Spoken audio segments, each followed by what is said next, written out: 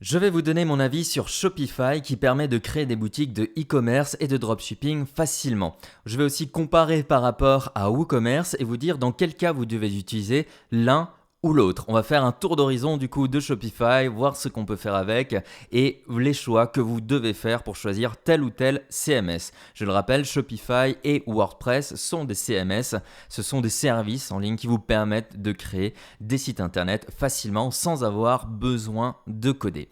Donc quand on arrive sur Shopify, on va avoir une présentation pour vous montrer tout simplement quelques sites qui sont tout à fait possibles de faire.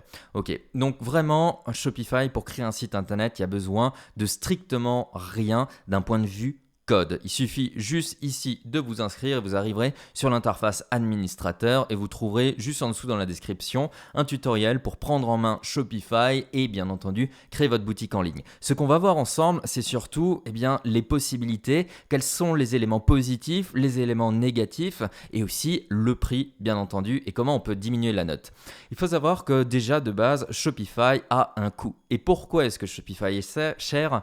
Eh bien tout simplement parce que Shopify va vous permettre dans un premier temps de gagner beaucoup de temps. Tout est déjà bien pensé, tout est déjà bien huilé si on veut par rapport à WordPress ou WooCommerce. Vous allez devoir de temps à autre entrer dans le code et faire quelques rectifications.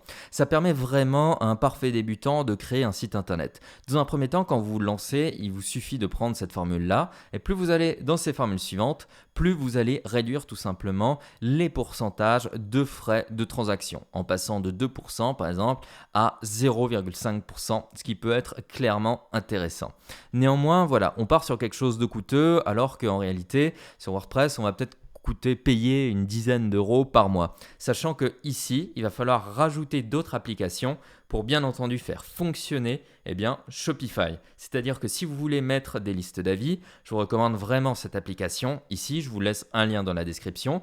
Vous allez payer 10 dollars par mois, puis 30, puis 50, puis 100 et ainsi de suite. Bien entendu, quand vous arrivez dans cet état ici, c'est-à-dire que vous avez un business qui tourne. Néanmoins, voilà, vous allez cumuler beaucoup d'applications et vous allez vite vous retrouver à du 80 dollars par mois. C'est à peu près la moyenne sur laquelle vous pouvez miser.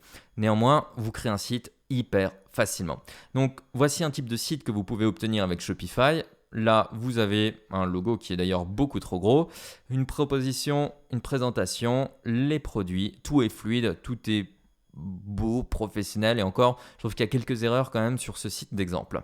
On regarde, on voit ici nos produits, ici la catégorie et une petite description. C'est vraiment pas le meilleur exemple possible, mais ça peut vous montrer que basiquement en éditant justement dans Shopify, vous n'avez pas de code, c'est juste des champs à remplir à chaque fois et des éléments à glisser, et bien vous pouvez vous retrouver avec un site comme ça. Si je fais ça, ajouter au panier, aller ici au formulaire de paiement, je vais me retrouver sur cette partie. Et ça, c'est une des problématiques principales de Shopify, c'est que bien généralement, le formulaire de paiement va être partout, le même en fait. Alors que sur WooCommerce, vous allez pouvoir réellement le personnaliser. Bien entendu, vous pouvez personnaliser par exemple avec des applications comme CheckoutX, etc. Néanmoins, pas beaucoup de monde le font et beaucoup de monde font du dropshipping et du e-commerce, des fois de la mauvaise façon. Et les gens qui vont tomber sur votre boutique, ils vont croire, s'ils ont déjà eu une mauvaise expérience auparavant, que vous êtes exactement la même boutique et donc ne pas avoir confiance en vous et ne pas passer à l'acte d'achat. Je passe ici, là on a quelque chose avec un menu latéral. Shopify fonctionne aussi avec des thèmes. Donc par exemple, j'ai envie d'acheter ce genre de produit.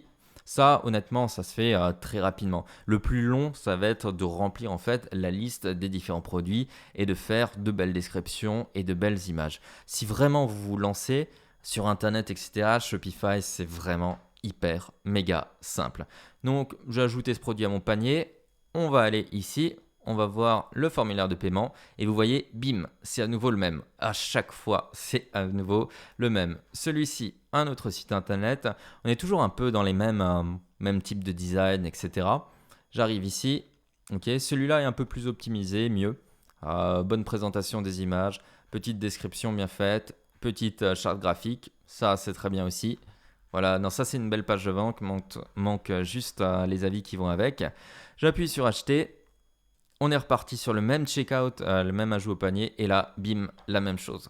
Donc vous voyez, c'est vraiment toujours très similaire. Donc ça peut être une problématique parce que les gens vont identifier votre site à d'autres sites où ils ont eu des bonnes ou des mauvaises expériences. C'est pour ça qu'il faut le personnaliser au maximum et avoir un thème différent et si possible des extensions. Et comme je l'ai dit ici, vous allez devoir installer des extensions qui vont vous permettre de changer certains éléments.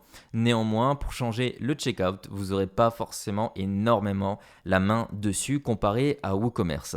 Voilà, donc Shopify, lui, quand vous commencez, partez sur une offre comme ça. Mais dites-vous bien, est-ce que vous avez envie de passer une petite heure à comprendre comment le code fonctionne et à prendre en main WordPress ?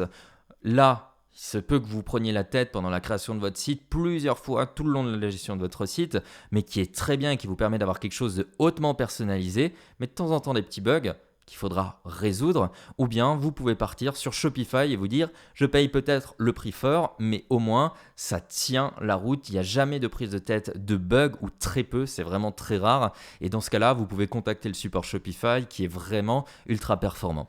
C'est vraiment ce choix-là que vous devez faire. Si vous partez sur Shopify, vous choisissez la solution de simplicité et pas de prise de tête et c'est très bien parce que vous allez pouvoir focaliser votre temps sur ce qui apporte de la valeur, le marketing, la vente, etc.